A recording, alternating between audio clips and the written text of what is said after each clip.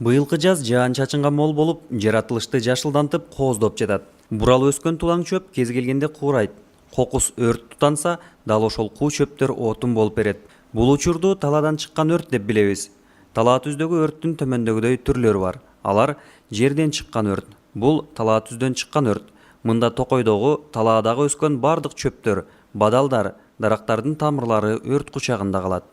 Жогорудан чыккан өрт. Бул Токой массивинде чыккан өрт. Мында өрт жалыны дарактардын бутактарына жайылат. Өзгөчө мында жалбырактуу бак дарактар жабыр тартат. Талаа түздө өрттүн чыгышына себепчи болгон учурлар: ширеңке талын, тамекини күйгөн бойдон калтырган учурда, талаада от жакканда, таштандыларды өрттөгөндө, талаада айнек идиштерди же алардын сыныктарын калтырганда, анткени ал күн нуруна чагылышып, өрттү тутандырышы мүмкүн. Акыркы жылдары өзүңөр билесиңер, тоодо өрт чыгып, ушу өрттү өчүрүү боюнча проблемалар болуп келатат. Эң негизги маселе ушу тоодогу өрттү өчүрүш үчүн сууну алып барып, суу менен камсыз кылыш эң проблемалуу маселе болуп атат. Жалындын алоолонуп тутанып кетишине түрткү берген шарттардан болуп төмөнкүлөр саналат: күйүүчү материалдардын болушу, күйүп жаткан оттун жалбыртташына шарт түзгөн зарыл сандагы кислороддун болушу, учкундан жалындын тутанышы.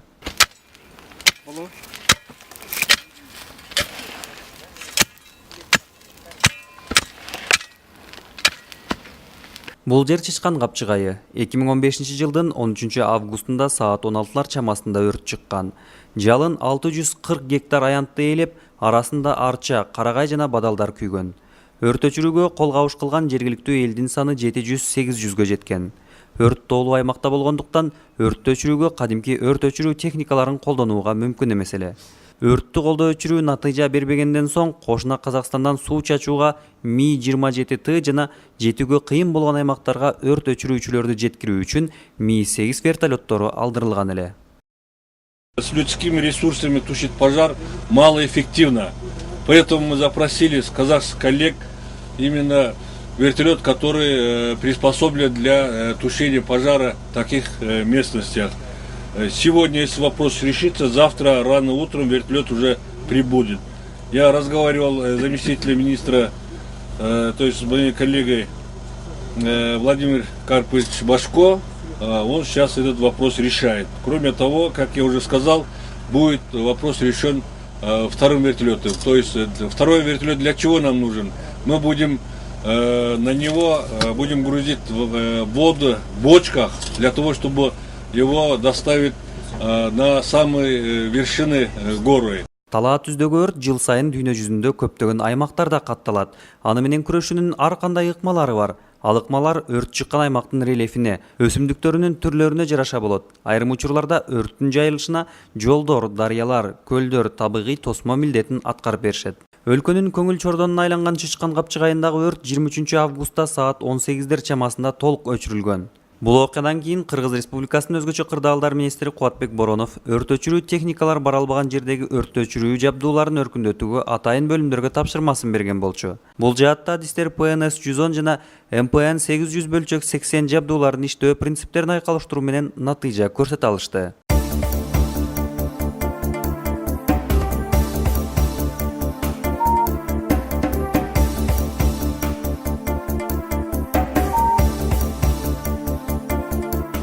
Эгерде эки насосту бири-бирине мындай бири-биринен экинчисине насос качать этип бир жерде эле берсе, напору 2 эсе көбөйөт.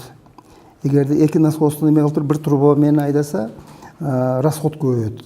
Ошону биз пайдаланып, өткөн жылы сентябрь айында биз опыт өткөрдүк. Бу жерде биринчи подъем ПНС менен сууну берип, кийинкисинде жаңы мотопомпалар алынган.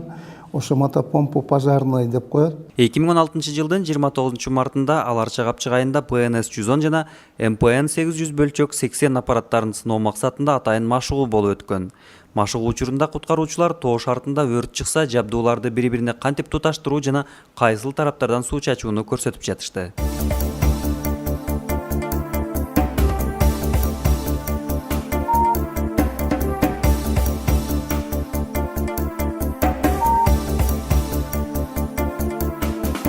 ПНС 110 жабдуусу кыймылдуу насостук станция деп чечмеленип, секундасына 110 литр сууну дарыядан соруп алып, диаметри 150 метрден түзгөн түтүк аркылуу 100 метр бийиктикке бере алат. Албетте бул жабдуунун өндүрүмү дарыядагы суунун көлөмүнө жараша болот. Бийиктикке берилген суу андан ары нормалдуу басым мотопомпасына түздөн түз кошулат. Айрым учурларда ПНС 110 жабдуусунан чыккан суу аз дегенде 1 метр куб баткан суу идишке коюлат. Ал идиштен нормалдуу басым мотопомпасы мүнөтүнө 800 литр сууну соруп алып, 80 метр бийиктикке бере алат. Албетте бул көрсөткүчтөр тегиз жерлерде гана аткарылышы мүмкүн. Тоо шартынын өзгөчөлүктөрүнөн улам мындай өндүрүм бир аз төмөндөйт. Анткени тоо капталы аркылуу өткөн суу түтүктөрү ар кандай бурч алдында ийилип, суунун жогору көтөрүлүшүнө каршылык коёт. Негизги мындай карап көрсөк, насостордун түрү көп. Чоң насосторду кое турган болсок, подстанция алып келиш керек. Чоң труба коюш керек, металлический труба коюш керек.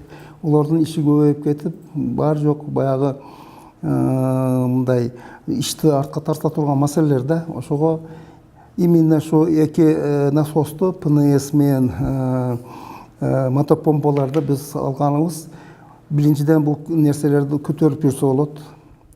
Анан кийин баягы айдай турган суу түтүктөлөр 80-100 миллиметрден болот. Негизи 16-20-25 литр сууну биз ушу от кеткен жерге алып чыгып коюшубуз мүмкүн. Бул тез болот, монтажы тез.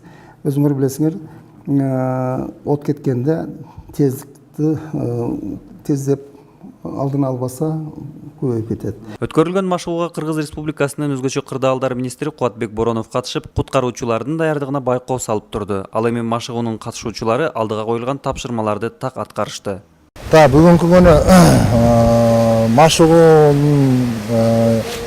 машыгууга биздин өрткө каршы мамлекеттик кызматтын бөлүктөр 3 бөлүгүнөн келдик.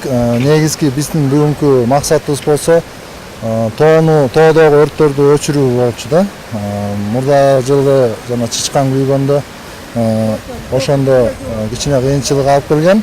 Азыр болсо биздин мурунку атайлаштырган бөлүгүбүздө ПНС 110 деген техникабыз бар эле, ошону бүгүн испытание кылып көрдүк да.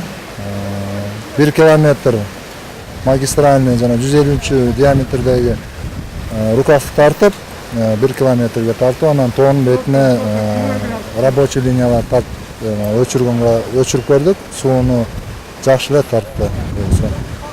Машыгуу биздин техникада иштеп берди. Машыгуунун максаты аткарылды деп ойлойбуз. Кыргызстан өзүнүн кооз жаратылышы менен дүйнөгө белгилүү. Ак мөңгүлүү бийик чокулар, аларды жандаган арча, карагай, кайың жана түрдүү дарактар, бадалдар жана дары чөптөр ушул кооздуктун негизин түзүшөт. Андыктан мекендештерибиздин табигатка аяр мамиле жасоосу, материалдык зыяндын алдын алып эле калбастан, канчалаган баалуу, кызыл китепке кирген өсүмдүк жана жаныбарлар, курт кумурскалардын түрлөрүн сактап калмакчы.